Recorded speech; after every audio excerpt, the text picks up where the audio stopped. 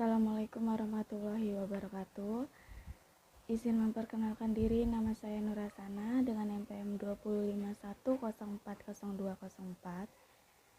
Saya mahasiswa dari Universitas Islam Negeri Raden Intan Lampung, Fakultas Ekonomi dan Bisnis Islam, jurusan Manajemen Bisnis Syariah kelas B.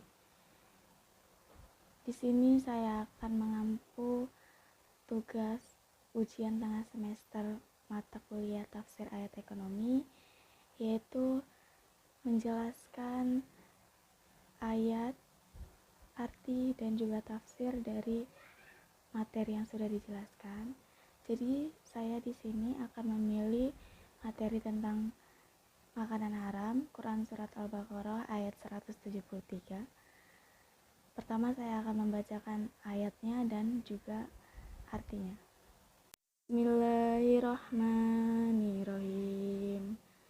Innama harama alaikumul maitata waddama walahmal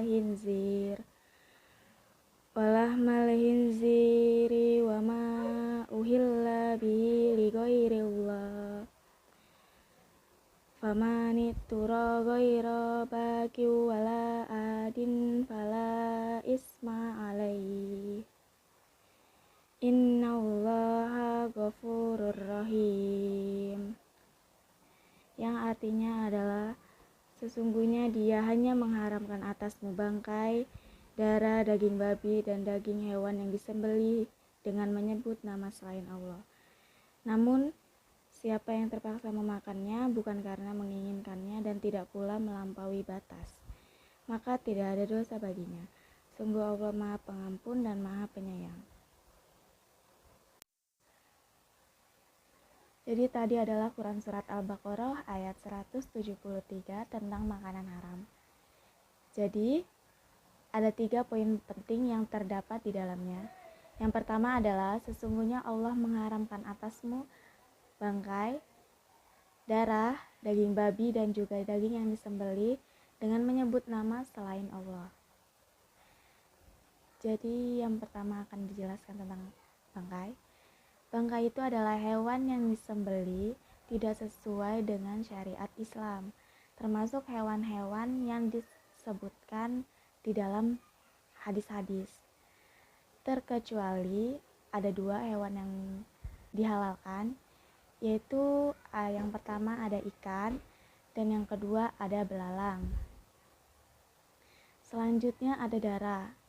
Jadi darah yang dimaksud di sini adalah darah yang mengalir sebagaimana seperti hewan-hewan ternak. Selanjutnya ada daging babi. Daging babi ini adalah yang utama. Yang lain mengikutinya seperti kayak kulit babi dan lain-lainnya. Dan yang terakhir adalah daging yang disembelih tanpa menyebut nama Allah. Jadi maksudnya adalah ketika kita menyembelih hewan tersebut, kita tidak menyebutkan asma Allah, melainkan yang lain. Lanjut poin yang kedua, namun barang siapa yang terpaksa memakannya, bukan karena menginginkannya dan tidak pula melampaui batas, maka tidak ada dosa baginya. Sebagai contoh adalah jika kita terjebak di hutan atau kita kebetulan ada di hutan, ada masa kita merasakan lapar yang tidak bisa kita tunda dan tidak ada makanan yang bisa kita makan selain makanan haram 4 tersebut yang terdapat di poin pertama, yaitu ada daging babi, bangkai, darah, dan juga hewan yang disembelih dengan menyebut nama selain Allah. Itu diperbolehkan asalkan kita tidak memakannya dengan jumlah yang berlebihan. Kita boleh melakukannya, boleh memakannya makanan haram tersebut karena situasi yang terdesak, dan tidak ada dosa jika kita melakukan hal tersebut atau memakan makanan haram tersebut. Lanjut poin yang ketiga, innallaha ghafurur rahim, yang artinya adalah sesungguhnya Allah Maha Pengampun lagi Maha Penyayang.